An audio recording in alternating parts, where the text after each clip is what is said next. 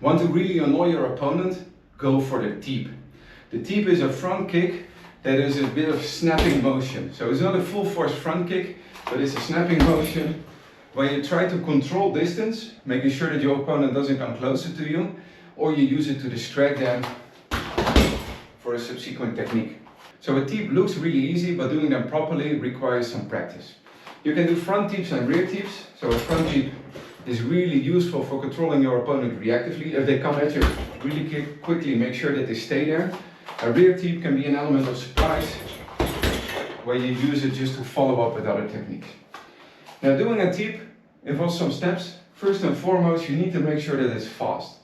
And doing this fast means that you need to raise your leg up as you go before the kick. And so raise it up, make sure that you point forward, don't rotate your hips, just get it up and make sure that you land it as quickly as possible. A couple of ways to put some force into a teep, so you can really use a teep just for distraction and distance control, but you can also try and use a teep to put in some force and some power to really land some impact. If you want to do that, I would suggest that you use your hip movements, let's say in the plane facing towards your opponent. So we don't rotate the hips, but we do tilt them.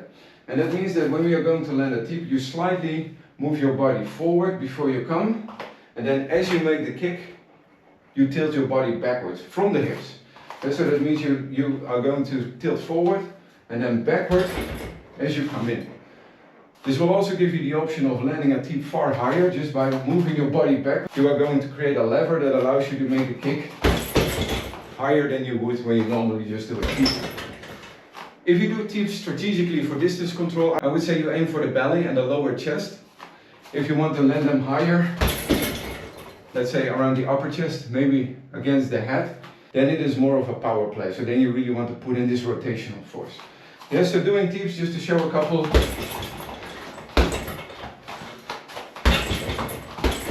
Use your rear or your lead foot. You can land multiple against one another. If the opponent is really stressing you, just keep them at bay. If you really get comfortable with teeps, I used to have a karate sensei who would do this. You can just keep your leg up and keep your opponent at bay for distance control. But do mind you, this is going to really open you up for takedowns. Right?